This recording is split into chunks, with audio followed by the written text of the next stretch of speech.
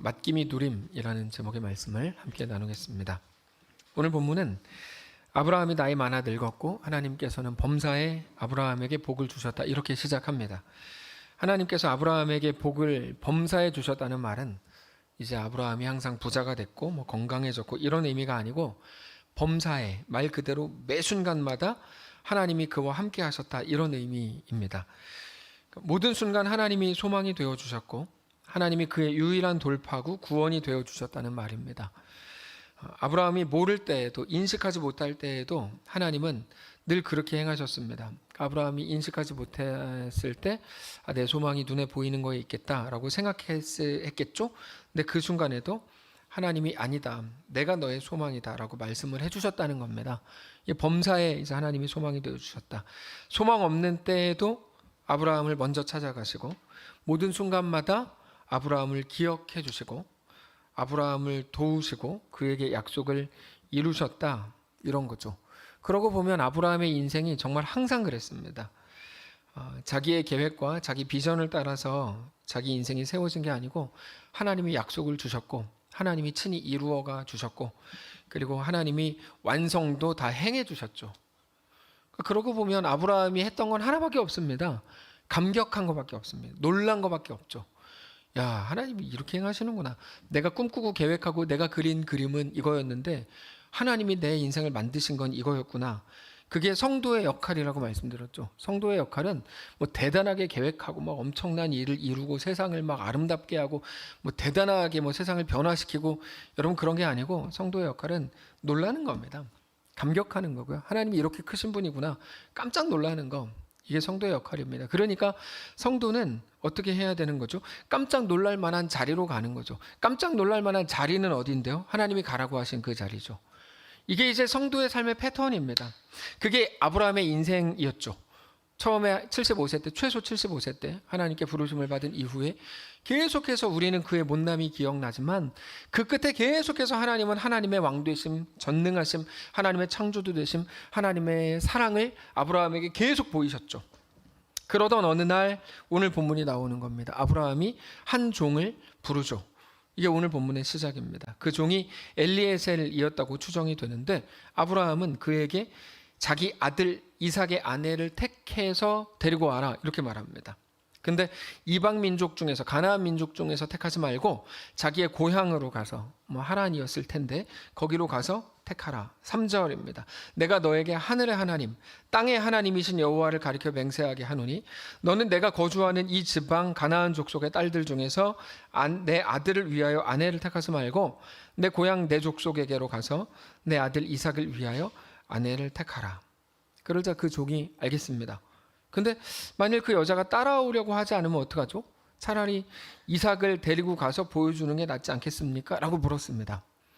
여러분 여기까지는 쉬우니까 이해가 되시죠? 내 아들 이삭의 아내를 데리고 와. 그랬더니 알았어요. 근데 사진도 없고 그 다음에 아들에 대한 설명을 하기도 어렵고, 그러니까 만약에 그 여자가 안 따라온다 그러면 제가 이삭을 데리고 갔다 올까요? 그러자 아브라함이 아니다, 그렇게 할 필요 없다, 그러면서 한 말이 5절입니다. 종이 이르되 여자가 나를 따라 이 땅으로 오려 하지 아니하거든. 내가 주인의 아들을 주인이 나오신 땅으로, 그 고향으로 인도하여 돌아가서 다시 데리고 올까요? 그러자 6절, 아브라함이 그에게 이르되 내 아들을 그리로 데리고 돌아가지 아니하도록 하라. 이게 이제 번역이 이렇게 되어 있어서 복잡한 것처럼 되는데 되게 쉬운 말입니다. 데리고 가도 되나요? 안 된다. 7절, 하늘의 하나님 여호와께서 나를 내 아버지의 집과 내 고향 땅에서 떠나게 하시고 내게 말씀하시며 내게 맹세하여 이르시기를 이 땅을 너의 씨에게 주리라 하셨으니 그가 그 사자를 너보다 앞서 보내실지라 너가 거기서 내 아들을 위하여 아내를 택할지니라. 여러분 이게 성경에 기록되어 있으니까 그냥 그런가 보다 하지만 우리가 엘리에셀이라고 하면 이게 되게 황당한 말입니다. 이게 되게 좀 너무 강압적이지 않아요? 예를 들어서 이런 거죠. 비유하기가 좀 그런데 제가 누군가에게 제 아들을 비유하기 좀 그렇다고 말씀드렸어요. 제가 제 아들, 저라 그러니까 좀 그러네. 고현 집사님이 다른 분에게 내 아들 예준이를 위해, 이러니까 좀 좋은데요, 아내가 될 만한 사람을 찾아서 데리고 오세요 라고 박동환 집사님께 부탁을 했어요. 박동환 집사님 누가 부탁했다고요? 고현 집사님이 집사님한테 부탁을 했. 예, 그래서 박동환 집사님이 이제 내가 갔다 올게요. 예준이를 위해서. 저 예준이 사랑해요. 이렇게 얘기했어요. 좋아요. 그랬더니 근데 예준이의 사진이라도 좀 주세요. 그런 거 없는데요? 그러면은 예준이에 대한 설명이 좀 필요할 거 아니에요. 그러면은 그 여자가 안 따라올 수 있으니까 예준이를 데리고 가서 그 여자 소개시켜주고 그 다음 데리고 오는 게 어때요? 그랬더니 그것도 안 된대요. 그럼 박동환 집사님은 어떻게 할까요? 짜증이 나죠. 네, 짜증이 나죠. 일을 시켰으면 일을 할 수 있게 해야 될 거 아니야. 이게 이제 박동환 집사님이 아니라 엘리에셀의 마음이죠. 갑자기 짜증 나는 거죠. 엘리에셀이. 우리가 그렇잖아요. 일을 시키면 일을 할 수 있게 좀 조건을 만들어줘야 될 거 아닙니까?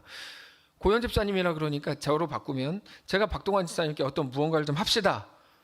자꾸 박동환 집사님 죄송합니다. 양경영 권사님한테 어차피 가족이니까 뭐 좀 합시다. 그러면 권사님이 네 알겠어요. 할게요. 뭐 마음에 안 내키지만 할게요. 근데 이건 이렇게 좀 하고 저건 저렇게 하면 제가 할게요. 근데 제가 다 안 된대요. 이것도 안 되고 저것도 안 되고 이것도 안 돼요. 그러면 권사님은 짜증이 나죠. 안 그래도 저에 대해서 항상 짜증이 나는데 일까지 시켰는데 그것도 막 못하게 하니까 막 짜증이 나죠. 짜증이 나요. 뭐 허락을 해줘야 일을 할 거 아니에요. 근데 이것도 안 된다 그러고 시켜놓고 그렇죠? 이거 하면 안 돼. 저것도 안 된다 그러고. 네. 그러니까 이거 어떻게 해야 되는 거지? 근데 그 상황에서 아브라함이 한수를 더 뜹니다. 만약 내가 같이 가자고 여자에게 말했는데 그 여자가 엘리에셀을 안 따라온다 그러면 그런 여자는 데리고 올 필요도 없어. 이렇게 말합니다. 8절. 만일 여자가 너를 따라오려 하지 아니하면 나의 이 맹세가 너와 상관이 없나니 나의 맹세가 너와 상관이 없다는 말은 네 책임이 아니다. 이런 말입니다. 번역이 어려워서 그런 건데 네 책임이 아니다.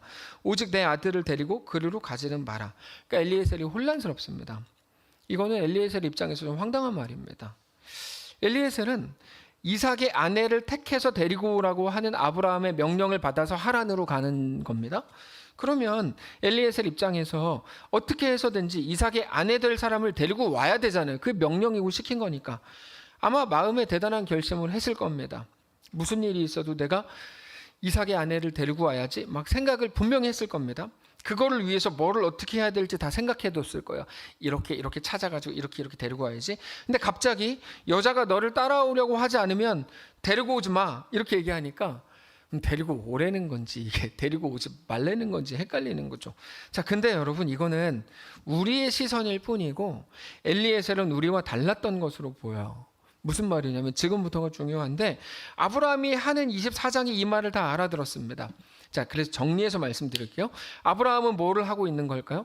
아브라함의 말을 잘 들여다보면 아브라함이 엘리에셀에게 어떤 명령을 하고 있는 건지 우리가 정확히 알 수 있는데 아브라함은 지금 엘리에셀에게 이삭의 아내 될 사람을 데리고 오라고 시킨 것처럼 보이지만 사실은 그거를 시키는 게 아닙니다. 그래서 이제 여기서 우리가 잘 이해하셔야 돼요.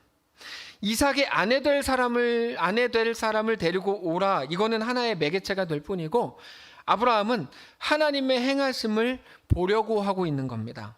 그래서 7절을 보면 하나님이 나를 고향에서 나오게 하셨고 하나님이 나에게 말씀을 주셨고 하나님이 약속을 주셨고 하나님이 이제까지 모든 일들을 이루어 주셨고 그러면서 하나님이 내 아들 이삭을 위해 아내를 준비하셨다. 그러니까 우리는 이삭의 아내 될 사람을 데리고 오는 게 아니라 하나님이 준비하시고 예비하신 그 사람을 데리고 오면 되는 거다. 이렇게 말하는 게 오늘 본문입니다. 그래서 오늘 본문을 볼 때 이삭의 아내를 데리고 오라 그랬어. 이렇게 보시면 이거는 일을 해결할 방법이 없는 말이 되는 거고 오늘 본문은 하나님이 준비하신 그 사람을 데리고 오라 그랬어. 이렇게 봐야지 오늘 본문을 제대로 보시는 거야.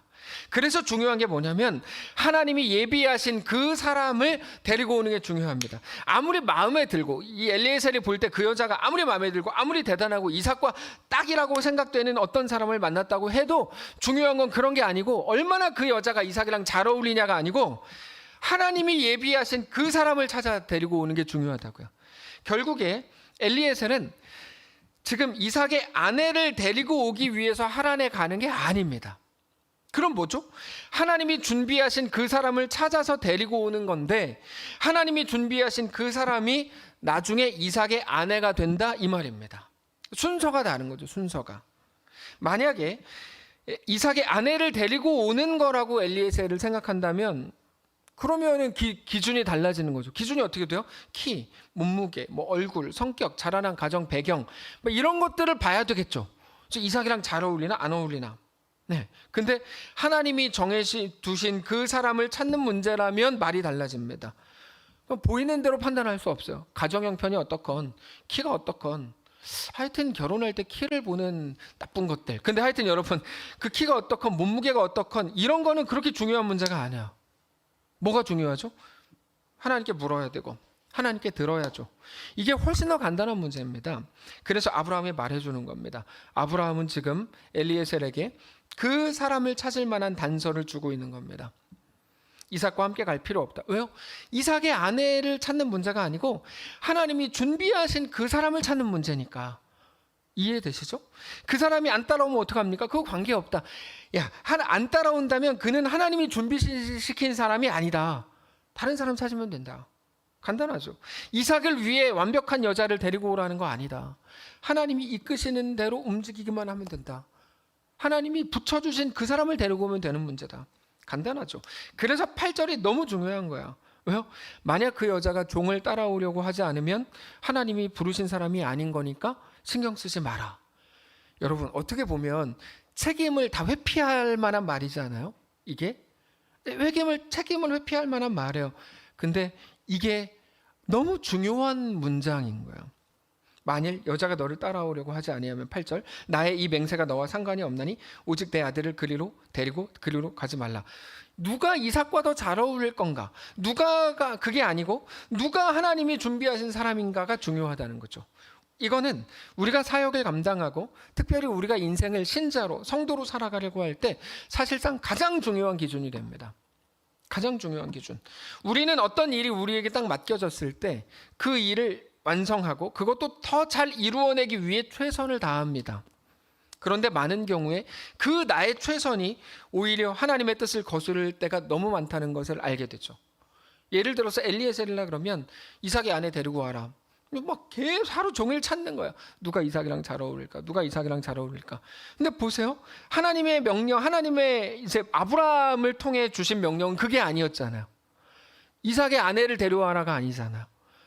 하나님이 준비하신 그를 데리고 와라지. 그러니까 자기의 열심을 다해서 이삭에 잘 어울릴 만한 아내를 찾으면 찾을수록 하나님의 뜻에 점점 멀어지는 결과가 되는 거죠. 바로 그겁니다. 우리에게도 왜 그런 모습들이 자주 나타나는가 하면 하나님의 명령, 하나님의 요구, 우리의 사명을 잘못 알아들었기 때문입니다.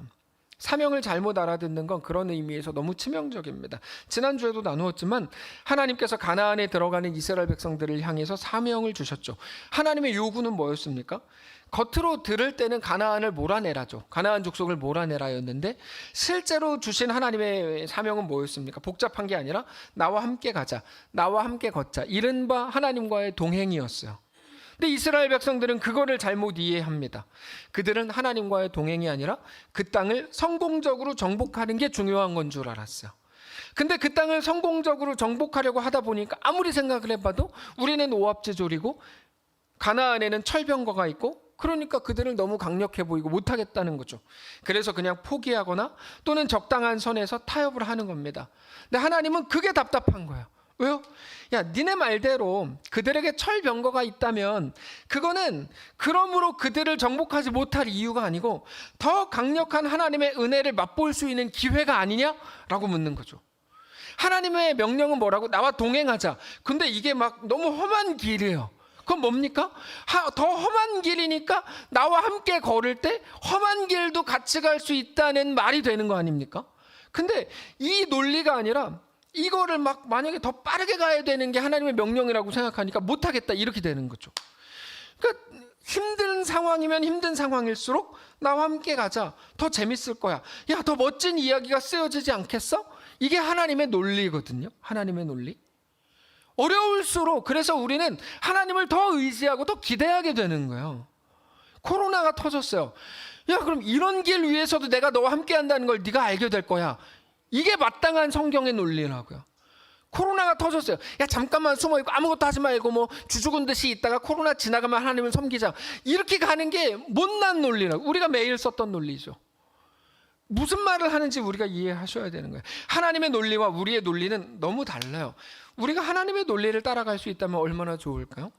우리는 분명 훨씬 더 놀라운 인생을 살아가게 될 겁니다. 오늘 본문이라고 하면 엘리에셀은 하나님이 예비하신 누군가를 데리고 와야 됩니다. 그게 엘리에셀이 할 전부입니다. 아무것도 없어요. 물론 그 사람이 나중에 이삭의 아내가 되겠죠. 근데 정확하게 말해서 엘리에셀은 이삭의 아내를 찾아 데리고 오는 게 아니에요. 하나님이 예비하신 누군가를 만나서 데리고 올 뿐입니다. 그러니까 만일에 엘리에셀이 하나님이 예비하신 누군가라는 개념이 아니라 이삭의 아내가 될 만한 사람을 찾으려고 한다면 이 사람은 아니야. 저 사람이 좋겠어. 이 사람이 이삭과 잘 어울리겠어. 이런 생각을 하기 시작할 텐데, 그렇게 되면 하나님이 예비하신 누군가라는 개념은 싹 사라지고 자기 생각에 맞는 사람을 찾게 되는 거죠. 심각하게 오버하게 되는 거예요. 그래서 아브라함이 엘리에셀에게 그거 하지 말라는 거죠. 그거 하지 마. 하나님이 누군가를 준비시키셨어. 그 사람을 만나면 돼. 거기에 대고 엘리에셀이 뭐라 그래요? 다 알겠는데 그 사람이 안 따라온다 그러면 어떻게 해요? 그러면 하나님이 준비시킨 사람이 아니야. 너무 쉽지 않아요? 이게 한마디로 하면 하나님이 알아서 하실 거야. 그렇죠? 내가 할 일은 뭔데요? 하나님이 하라 그런 거는 해. 그리고 나머지는 하나님이 알아서 하실 거야. 여러분, 바로 이 표현, 하나님이 알아서 하실 거야, 이 개념이 우리 속에 더 훅 들어와야 됩니다. 우리에게 지금 가장 부족한 개념이 바로 이 개념입니다.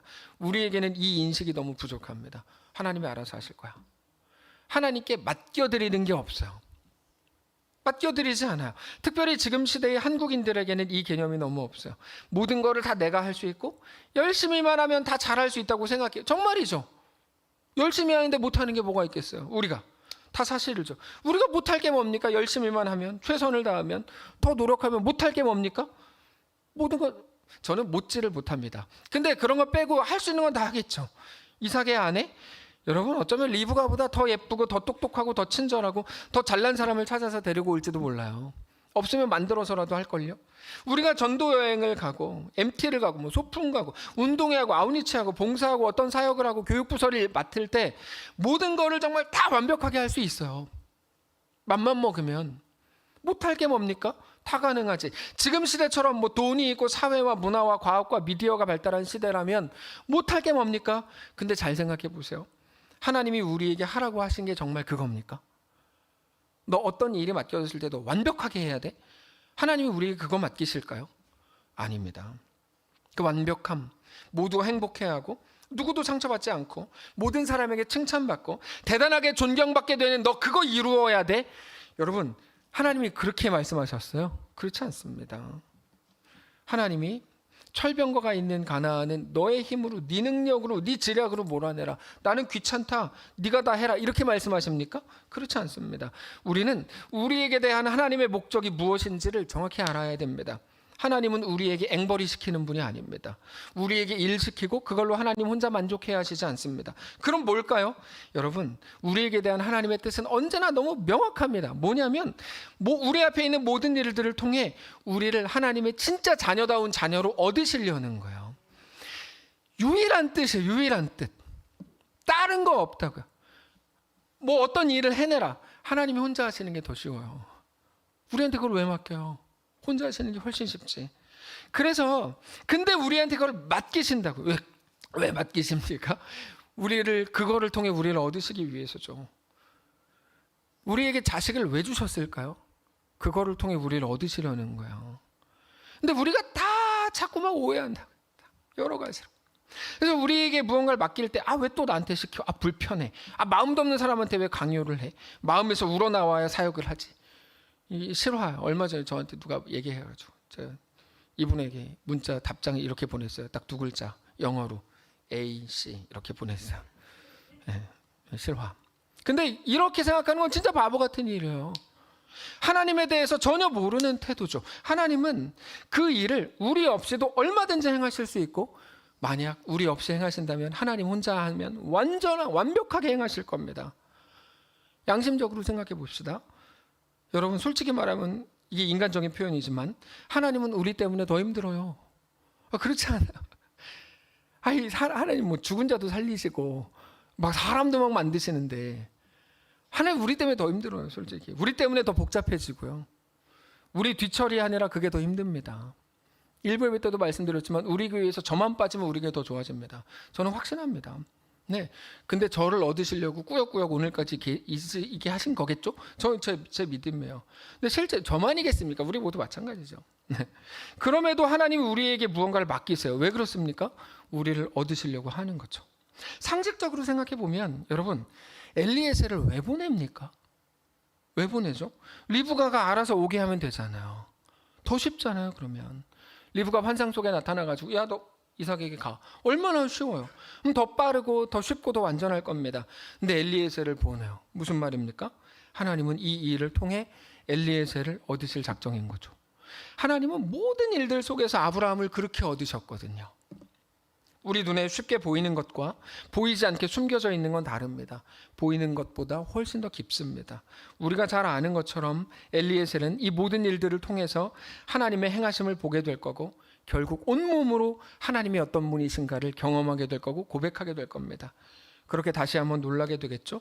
그거는 엘리에셀이 자기의 대단한 지혜나 능력이나 자기의 실력으로 이룰 수 있는 일이 아닙니다. 하나님이 가보라고 하신 곳에 갔을 때 하나님이 그를 위해 행하시는 일을 보게 될 뿐이죠. 그때 놀라게 되고 감격하게 되는 겁니다. 그게 성도의 역할이라고 말씀드렸어요. 성도의 역할은 뭡니까? 하나님이 가라고 하신 곳에 가서 왜 가야 돼요? 가라고 하니까 가요? 그것도 맞죠. 근데 사실은 놀라기 위해 가는 거예요. 놀라기 위해 가는 거예요. 하나님이 무언가를 어떤 일을 맡기세요. 야, 이거 해라. 왜 거기 가야 됩니까? 성도의 역할을 감당하기 위해. 성도의 역할은 뭔데요? 놀라고 감격하는 거죠. 우리 하나님 진짜 대단하신 분이다. 하나님, 내가 알고 있는 것보다 훨씬 크신 분이구나. 이게 바울의 고백이잖아요. 나를, 죄인 중에 괴수인 나를 구하셨을 뿐 아니라 나에게 사도의 직분을 주신 것은 후에 예수 믿어 구원 얻은 모든 자들에게 야, 바울 같은 사람도 하나님이 구원하셨다고? 하나님의 용서의 크기는 얼마나 큰 거야? 깜짝 놀라게 하기 위해서 나를 그렇게 구원하실 뿐 아니라 사도의 직분을 주셨다. 바울의 고백 아닙니까? 그게 성도의 역할이죠. 그래서 우리가 할 일이 하나 있는데 모든 상황 속에서 하나님의 공간을 남겨두는 겁니다. 이거는 현대 한국인들이 가장 싫어하는 말입니다. 하나님의 공간을 남겨두는 거. 왜냐하면 자기들 다 하고 싶거든요. 다 할 수 있고 다 할 수 있거든요. 근데 성경은 우리에게 계속 하나님의 공간을 남겨두라고 말해요. 우리가 놀라는 순간은 하나님의 행하심을 볼 때입니다. 그래서 하나님의 행하심을 우리는 늘 기다려야 됩니다. 우리에게 그래서 필요한 연습은 기다림입니다. 기다림이죠. 답답하죠. 예를 들어서 누가 삐져요. 그럼 가서 해명하고 벌벌 떨고 빌고 막 그런 게 아니고 그 사람 속에 행하실 하나님의 치유, 하나님의 행하실 회복, 나에게도 이미 행하셨던 방식대로 말씀하실 것을 기다리고 기대하는 거죠. 답답하죠. 하나님께 맡기는 거 엄청 답답한 일입니다. 8절을 그래서 우리의 모든 상황 속에서 우리는 언제나 선포할 수 있어야 합니다. 만일 여자가 너를 따라오려고 하지 않으면 이 맹세가 너와 상관이 없다. 여자가 너를 따라오려고 하지 않으면 너는 이 약속에 책임이 없다. 그건 무슨 말일까요? 네 책임 아니다. 그 말, 네 책임 아니다. 이건 단지 하나님이 말씀하신 사람이 아니라는 사인이다. 그거 너 때문에 그렇게 된 거 아니다. 거기에 하나님의 뜻이 없다고 그냥 단정지어라. 그런 거죠. 예수님께서 제자들을 둘씩 다 내보내셨어요. 전도해라. 그리고 나서 뭐라 그러세요? 야, 그대를 너를 영접하지 않으면 발에 묻은 먼지를 훌훌 털어버리고 와라. 여러분, 우리는 이런 말씀에 대해 이해가 안 돼요. 왜냐하면 지금 심리학이 교회 안에서도 꽉 채우고 있거든요. 이해가 안 돼요. 그래서 그럼 뭐야? 뭐 어떡하라는 거야? 뭐 책임 회피하라는 이렇게밖에 생각이 안 되시죠?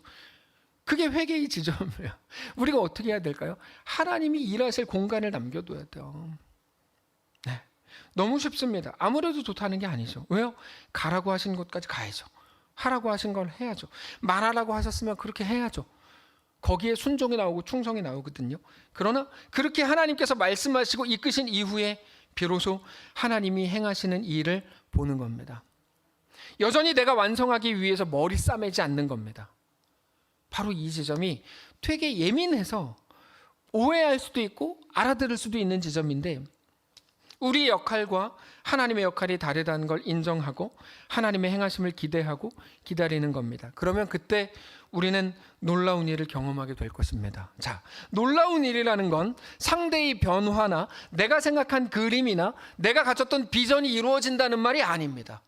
그건 내 꿈이었을 뿐인데요. 네. 그럼 뭘까요? 하나님을 깊이 고백하게 되는 것, 그거죠. 이스라엘 백성들이 홍해 앞에 섰을 때 홍해가 갈라질 거라고 생각했던 사람 몇이나 될까요? 그들이 그린 그림대로 하나님은 일을 이루시지 않습니다. 하나님은 엄청 창의적인 분이거든요. 그래서 하나님은 하나님의 방식으로 다만 그들을 통해 하나님의 왕되심을 고백하게 하시죠. 이거를 좀 더 표현하고 싶은데 표현 좋은 생각이 안 나네요. 요단강 앞에 이스라엘 백성들이 섰을 때 그들이 요단강이 언약궤를 맨 제사장들이 첫 발을 담글 때 위에서부터 내려오던 물이 멈추어서 갈라질 거라고 생각했던 사람 몇이나 될까요? 아마 아무도 없었을지도 몰라요. 홍해 때는 그렇게 안 됐으니까요. 근데 하나님은 그때는 그렇게 일을 행하시죠. 놀랍지 않아요? 우리가 하나님께 자꾸 정답을 드리는 게 습관이 돼 있으시면 사실은 그거는 조금 부족한 겁니다. 하나님의 왕되심을 계속 기대해야 돼요. 오늘 장로님의 기도를 이따가 유튜브로 가서 다시 들어보세요. 계속 기대하고 계속 선포하는 기도였죠. 너무 멋있다고 생각해요. 우리의 기도는 그렇게 계속 채워져야 돼요. 하나님의 왕되심, 그리고 내 속에 하나님의 왕되심을 드러내 주시길 우리는 고백해야 해요. 근데 우리는 하나님께 자꾸 정답을 드리잖아요. 서울대학교에 보내주시든지 안 되면 남서울대학교에라도 보내주시든지 이런 식으로 계속 우리 하나님께 정답을 드려요. 그거 갖고 뭐라 그러는 건 아니에요. 뭐라고 했지만 뭐라고 하는 건 아니에요. 하나님의 일하심의 공간을 우리가 남겨드리는 걸 우리가 계속 연습해야 돼요. 이게 우리에게 꼭 필요한 겁니다. 놀라운 일이라는 게 그래서 상대방의 변화가 아니라 하나님을 깊이 고백하게 되는 것, 그게 누림입니다. 하나님의 일하심을 누리는 거죠. 그래서 내가 모든 걸 하려고 하지 않고 하나님이 하라고 하신 걸 하면서 하나님을 기다리는 그 맡김이 바로 누림입니다. 자, 왜 그렇죠? 우리가 첫 번째 주, 두 번째 주 누림에 대해서 나누었는데 첫 번째 주, 두 번째 주에 나누었던 누림은 성도의 하나님의 백성됨에 대해서 나누었습니다. 하나님의 백성됨이 누림이다. 내가 좋은 거 돈 펑펑 쓰는 게 누림이 아니고 내가 하나님의 백성됨이 누림이다. 오늘은 무엇일까요? 하나님의 왕되심을 보는 것이 누림이다, 이 말입니다. 내가 하나님의 백성됨, 하나님이 내 전능자이신 것을 알게 되는 것, 그게 하나님 나라의 누림입니다. 그들에게 주어지는 놀라운 은혜는 바로 하나님의 하나님 되심에 대한 경험입니다. 그게 하나님을 경험한다고 하는 겁니다. 그걸 잘 표현한 노래가 날이 저물어 갈 때라는 노래죠. 날이 저물어 갈 때, 빈 들에서 걸을 때, 그때가 하나님의 때. 내 힘으로 안 될 때, 빈손으로 걸을 때 내가 고백해 여호와 이래. 2절, 우리 모인 이곳에 주님 함께 계시네. 누리네 아버지의 은혜. 적은 떡과 물고기 내 모든 걸 드릴 때 모두 고백해 여호와 이래. 주가 일하시네, 주가 일하시네. 주께 아끼지 않는 자에게. 주가 일하시네, 주가 일하시네. 신뢰하며 걷는 자에게. 자, 하나님께서 얼마 전에 아브라함에게 모리아산으로 가서 이삭을 바쳐라라고 하셨어요. 아브라함은 사라에게 말하지 않고 이삭을 데리고 모리아산으로 바로 갑니다. 아브라함 인생에서 가장 잘한 결정 중에 하나였다고 저는 생각합니다. 사라에게 말하지 않은 거. 거기에서 이삭을 바치려고 그러죠. 이삭을 진짜 잡으려고 그랬어요. 이삭을 꽁꽁 묶어놓고 칼을 높이 들었어요. 근데 그 순간에 아브라함이 할 수 있는 게 뭐가 있었을까요? 아무것도 없어요. 잡으라 그랬으니까 잡는 것밖에 없어요. 하나님이 이끄시는 대로 가는 것밖에는 아브라함이 할 수 있는 게 없어요. 그때 하나님의 아브라함을 부르시죠. 그리고는 어린 양 하나를 보여주십니다. 그거 잡아라, 이렇게 하세요. 창세기 22장 13절. 아브라함이 눈을 들어 살펴본 즉 한 수대양이 뒤에 있는데 뿔이 수풀에 걸려 있는지라 아브라함이 가서 그 수대양을 가져다가 아들을 대신하여 번제로 드렸더라. 여기 놀라운 표현이 나옵니다. 맨 윗줄. 아브라함이 눈을 들어 살펴본 즉 하나님이 그의 눈을 뜨게 해주신 거예요. 아브라함의 계획 속에 없었어요, 저것도. 아브라함이 그린 그림이 아닙니다. 막 올라가는 내내 하나님, 이삭 대신 다른 수장을 준비해 주시옵소서라고 기도한 게 아니에요. 무슨 말을 드리는지 이해가 되세요? 근데 이거는 하갈과 이스마엘의 이야기에서도 똑같이 나와요. 그들은 사라에게 미움을 받아서 쫓겨납니다. 먹을 것도 없고 마실 물도 없어서 죽었다고 생각했죠. 근데 하나님께서 그들의 소리를 들으셨고 그들의 눈을 뜨게 하셔서 샘물을 보게 하십니다. 없던 샘이 만들어진 게 아니고 있었는데 몰랐죠. 하나님이 그거를 보여주셨어요. 창세기 21장 19절. 하나님이 하갈의 눈을 밝히셨으므로 샘물을 가서 가죽 부대에 물을 채워다가 그 아이에게 마시게 하였더라. 하나님이 하갈의 눈을 밝히셨으므로. 여러분, 이런 정도의 이야기가 우리에게 있어야 되지 않습니까? 저는 정말 꿈꿉니다. 하나님 우리 교회에 속한 모든 성도들에게 이런 정도의 이야기가 생겨나게 도와주십시오. 내가 열심히 일해가지고 하나님 부자 되게 해주셨다가 자랑이 됩니까? 내가 열심히 기도했더니 하나님이 나를 뭐 승진시켜 주셨어. 그게 자랑이 돼요? 아니요, 자랑이 안 돼요. 그런 걸로는 자랑이 안 돼요. 하나님이 주신 좋은 것 자랑하지 말라고 말씀드렸죠. 우리가 자랑해야 될 분은 오직 하나님 한 분이거든요. 근데 우리도 모르는 사이에 계속 하나님이 주신 좋은 것들을 자랑하고 있는 거죠. 사사기의 구조가 우리에게도 반복될 수밖에 없는 겁니다. 하나님이 평안을 주셨다. 매일 평안 자랑하다가 눈에 보이는 거 평안을 지키려고 따라가죠. 그러다 또 무너지고 또 하나님께 부르짖고 하나님 다시 도우시고 이게 계속 사이클이 14회 뭐 이상 반복되잖아요. 여러분, 우리가 살 수 있는 유일한 방법은 하나님의 살아계심을 볼 때이고 하나님이 진짜 놀라운 하나님이시구나를 고백하게 될 때이지 하나님이 주시는 좋은 것들을 통해서가 아닙니다. 하나님이 주시는 건강을 통해서 우리가 살게 되지 않습니다.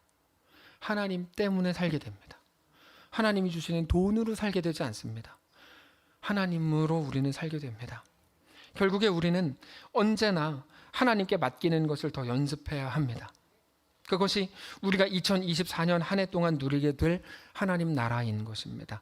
그래서 공간을 열어두어야 합니다. 하나님의 공간, 굳이 말하면 하나님이 일하실 공간. 왜요? 하나님이 주인이시고 하나님이 계획하셨고 하나님이 이루어 가시고 모든 결론은 하나님이 가장 아름답게 만드실 것이기 때문입니다. 그럼 우리는 아무것도 아니라는 거예요. 하는 게 뭐예요? 우리의 역할은 뭔데요? 감격하고 놀라는 거라고요. 하나님 정말 이런 분이시구나라고 고백하는 게 우리 역할이에요. 모든 것은 우리 머릿속에서 우리 힘으로, 우리 열심으로, 우리 능력으로 이루어지지 않습니다. 우리의 실력이 우리 인생을 만들어 나가는 전부라고 생각한다면 그건 기독교가 아닙니다. 기독교는 뭔데요? 여러분, 기독이라는 건 그리스도의 중국어식 표현인데 그리스도교이거든요. 그래서 오직 하나님이 그의 아들 예수 그리스도를 통해 우리로서는 만들어낼 수 없는, 우리 열심과 우리 선행과 우리 공로로 만들어낼 수 없는 방식으로 우리를 구원하시길 기뻐하셨다. 이게 기독교예요. 근데 매일 뭐 내 실력이 어떻고 내 돈이 어떻고 내 건강이 어떻고 뭐 이렇게 가면 이거는 기독교를 안 하겠다는 거거든요. 아무것도 할 필요가 없다는 게 아닙니다. 하나님이 누구신지 아는가를 묻는 거예요. 그래서 스가랴 4장 6절에서 이렇게 말하죠. 그가 내게 대답하여 이르되 여호와께서 스룹바벨에게 하신 말씀이 이러하니라. 만군의 여호와께서 말씀하시되 이는 힘으로 되지 아니하며 능력으로 되지 아니하고 오직 나의 영으로 되느니라. 이렇게 말씀하시죠. 그러니까 하나님 나에게 힘을 주십시오. 나에게 능력을 주십시오. 뭐 기도하십시오. 상관없습니다. 그런데 하나님 나와 함께 해주십시오. 라고 기도하십시오. 하나님의 행하심, 하나님의 전능하심, 하나님의 완전하심, 나보다 크시고 나보다 나를 더 사랑하시고 나에게 대한 완전한 계획을 가지시고 온 세상을 지으신 우리 하나님을 정말로 알고 있는가, 정말로 믿고 있는가를 묻는 겁니다. 우리 모든 인생이 그렇습니다. 우리 힘으로, 우리 능력으로 되지 않을 겁니다. 아니, 그걸로 되지 않아야 합니다. 오직 하나님의 영으로, 하나님의 붙드심으로, 하나님의 이끄심으로 우리 인생이 온전히 완성될 것을 믿으시기 바랍니다. 그래서 우리는 우리 영혼에 대해 이렇게 선포해야 합니다. 스가랴 4장 7절 한 목소리로 읽겠습니다. 좀 시작. 큰 산아 내가 무엇이냐, 내가 스룹바벨 앞에서 평지가 되리라. 여러분, 저거는 큰 산에게 선포하는 것이긴 한데 큰 산에게 선포하시는 것이라기보다 사실상 우리 자신에게 선포해야 되는 겁니다. 너 진짜 하나님 믿냐? 이거죠. 너 진짜 완전하신 하나님 믿냐? 어디서? 그 큰 산 앞에서. 그래? 하나님을 믿어라. 하나님이 너의 아버지요, 너의 왕이요, 너의 전능자요, 너의 유일한 구원자이시다. 지난 아침 경건회를 통해서 중요한 거 말씀드렸는데 우리가 생각하는 내 인생 지금 문제에 대한 유일한 돌파구, 그걸 다른 말로 하면 구원이라고 부르는 건데요. 우리의 소망, 우리 구원이 눈에 보이는 어떤 변화에 있다고 여겼던 그래서 매일 그거를 소원하고 그걸 얻기를 간구하고 그거를 달라고 떼쓰는 게 전부였던 우리 영혼이 이제는 오직 하나님이 우리의 구원이요 하나님이 우리의 소망이신 것을 알고 고백하게 되어야 하는 것입니다. 성경을 보면 회개라는 말과 연결되는 게 통에 자복한다, 어찌할꼬 이런 거 나오잖아요. 어디죠? 사도행전인가요? 그게 무슨 말이냐면 회개는 잘못했습니다, 용서해 주십시오가 아니라고 말씀드렸죠. 내가 떨어진 지점, 나에게 어떤 것도 소망이 되지 않는다는 걸 이제 알았습니다. 하나님만 나의 소망인 것을 알고 고백합니다. 그게 어찌할꼬입니다. 어떻게 해야 됩니까? 하나님 가르쳐 주시는 거죠. 야, 너 떨어진 지점이 여기야. 너 이거 소망 삼았잖아. 그거 아니야. 돌이켜. 그래서 회개는 돌이킴입니다. 근데 이거를 너무 쉽게 바꿔버렸죠. 주문처럼 용서해 주십시오. 눈물. 마지막에 주문처럼 예수님의 이름으로 기도합니다. 아멘. 하면은 마치 막 뭔가 되는 것처럼 기독교를 다 그렇게 만들어 버렸죠. 그렇지 않습니다. 하나님과 우리와의 관계는 너무 실질적이고 정확한 관계이지 그냥 그렇게 막 뜬구름 잡는 것처럼 어떤 주문 그렇게 이루어지지 않습니다, 여러분. 네. 여러분 기억하십시오. 우리 힘으로 되지 않습니다. 우리가 열심히 한다고 해서 모든 것이 아름답게 완성되는 게 아닐 뿐더러 실제로 우리 열심으로 아름답게 완성된 것처럼 보이는 그것도 하나님의 뜻이 그러므로 이루어졌다고 말할 수 없는 겁니다. 그러면 뭘까요? 모든 일에는 하나님의 행하심이 고백되어야 합니다.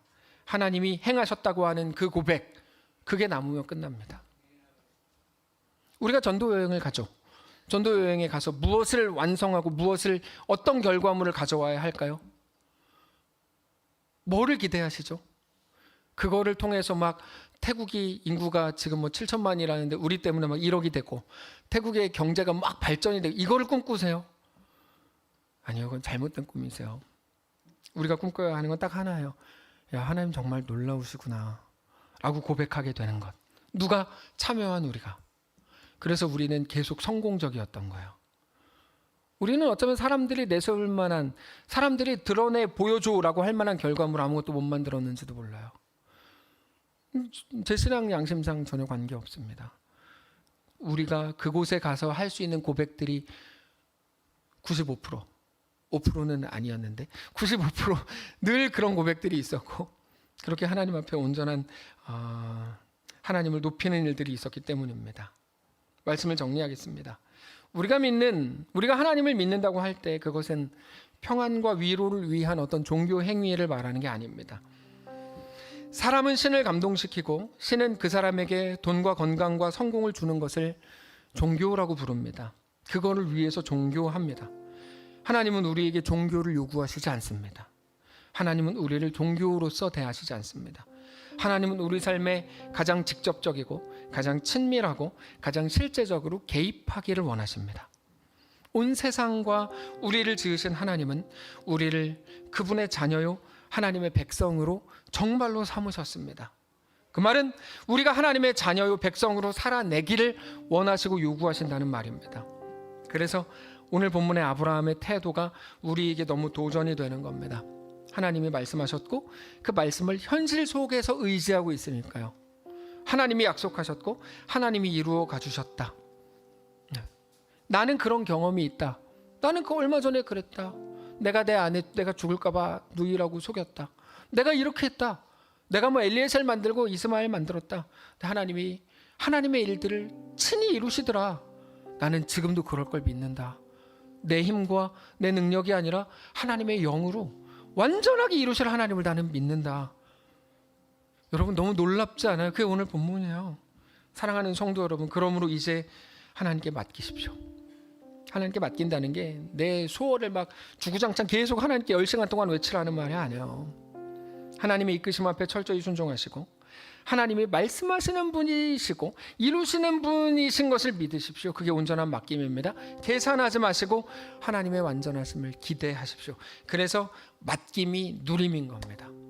하나님의 백성만 할 수 있는 게 맡김입니다.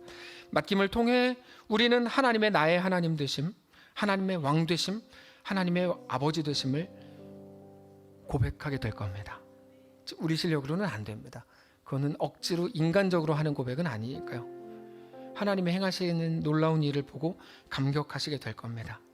그렇게 하나님을 깊이 사랑하고 하나님과 동행하는 우리의 모든 2024년, 특별히 우리의 모든 가정들을 되시기를 주님 이름으로 축복합니다. 찬양합시다. 날이 저물어 갈 때, 빈들에서 걸을 때, 그때가 하나님의 때.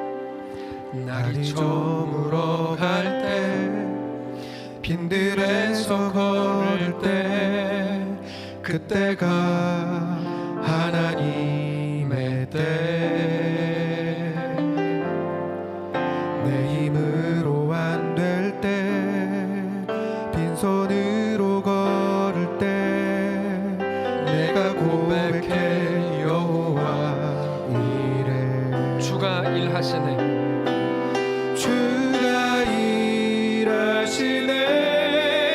주가 일하시네. 주께 아끼지 않는 자에게 주가 일하시네. 주가 일하시네. 신뢰하며 걷는 자에게 날이 저물어 갈 때, 날이 저물어 갈 때, 빈들에서 걸을 때, 그때가 하나님의 때. 내 힘으로 안 될 때, 내 힘으로 안 될 때, 모든 것을 다 잃고 빈손으로 걸을 때, 빈손으로 걸을 때, 내가 고백해 내가 여호와 고백해 이래. 여호와 2절로 합시다.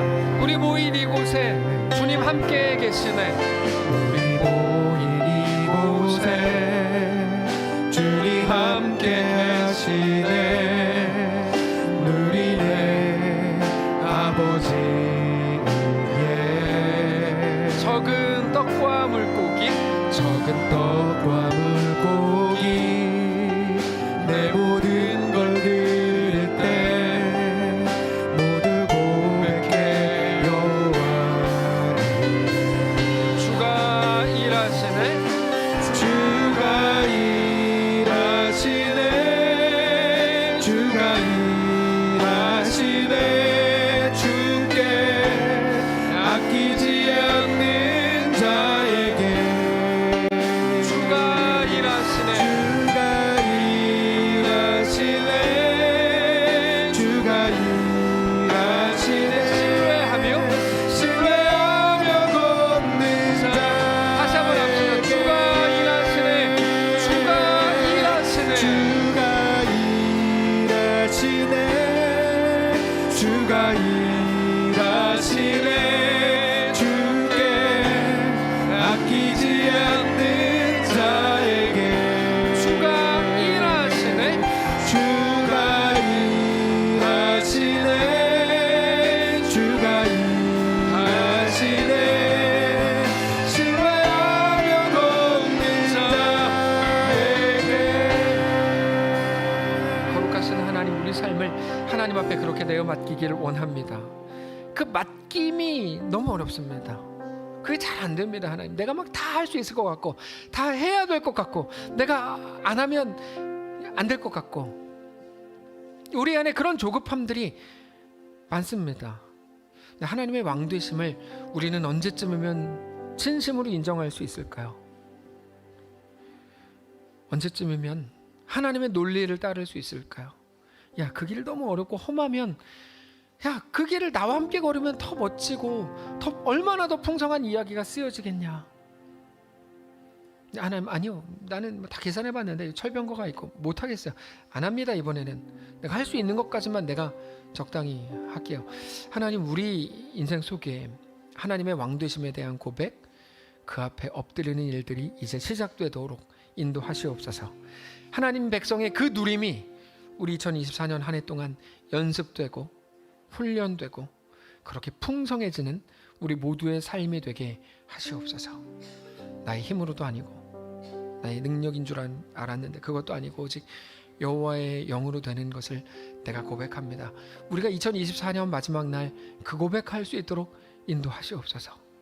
내가 올 한 해 동안 하나님을 마음껏 감격하고 고백할 수 있게 하셨으니 감사합니다. 하나님 영광을 받아주십시오. 그 고백이 우리의 마지막 날 생겨나도록 우리와 함께 하시옵소서. 각 가정에, 우리 자녀들의 인생 속에, 우리 모든 성도들의 삶에, 우리 사랑하는 이 교회에 넘쳐나도록 축복하시옵소서. 감사드리며 살아계신 우리 주 예수님의 이름으로 기도합니다.